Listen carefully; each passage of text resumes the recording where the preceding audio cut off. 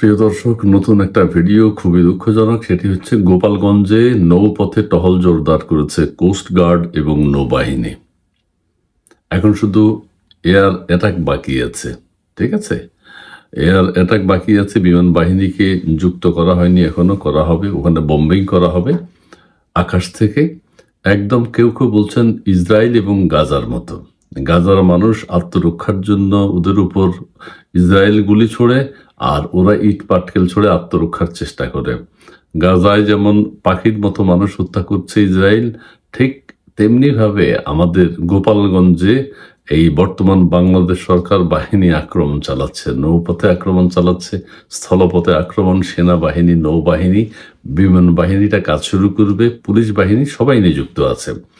এই দৃশ্য বাংলাদেশের দেখতে হচ্ছে। ঠিক আছে, এখন গোপালগঞ্জে নৌবাহিনী কোস্ট গার্ড কি করছে সেটি আপনাদেরকে একটু পড়ে শোনাই। গোপালগঞ্জে যৌথ বাহিনীর বিশেষ অভিযান, নৌপথে টহল জোরদার করেছে কোস্ট গার্ড ও নৌবাহিনী। আজ শুক্রবার কোস্ট গার্ড মিডিয়া কর্মকর্তা লেফটেন্যান্ট কমান্ডার হারুনুর রশিদ গণমাধ্যমে পাঠানো এক বিজ্ঞপ্তিতে এই কথা জানান। বিজ্ঞপ্তিতে বলা হয়, এনসিপি নেতাদের উপর গোপালগঞ্জে সংঘটিত হামলার পরিপ্রেক্ষিতে আইন শৃঙ্খলা পরিস্থিতি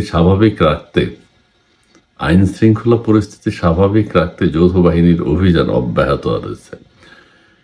এর ধারাবাহিক অভিযানের অংশ হিসেবে দুষ্কৃতকারীরা নদীপথ ব্যবহার করে যেন পালিয়ে যেতে না পারে।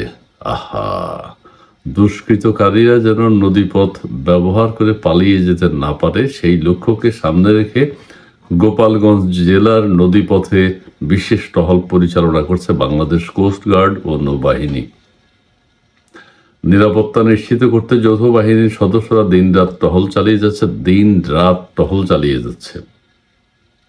সন্দেহভাজন নৌযানসমূহ তল্লাশি, যাত্রীর পরিচয় যাচাই ও সন্দেহভাজন গতিবিধি পর্যবেক্ষণ করা হচ্ছে বলে সংবাদ বিজ্ঞপ্তিতে উল্লেখ করা হয়। মানে পুরো যুদ্ধ শুরু করেছে গোপালগঞ্জের সাথে। সর্বাত্মক যুদ্ধ বলা হয় না, সর্বাত্মক যুদ্ধ গোপালগঞ্জের বিরুদ্ধে। গোপালগঞ্জের সন্ত্রাসীরা যাতে পালিয়ে যেতে না পারে, দুষ্কৃতকারীরা যাতে পালিয়ে যেতে না পারে। কারা দুষ্কৃতকারী সেটা জনগণ দেখছে। আর এনসিপি নামক এই দলকে সারা বাংলাদেশের পুলিশ, আর্মি, নৌবাহিনী, বিমান বাহিনী সবাই মিলে সহযোগিতা করছে। অর্থাৎ এটা হচ্ছে ইসরায়েলের যে এখন বেনিয়ামিন নেতানিয়াহুর বাহিনী গোপালগঞ্জের উপর আক্রমণ চালাচ্ছে লাইক গাজা। দুঃখজনক।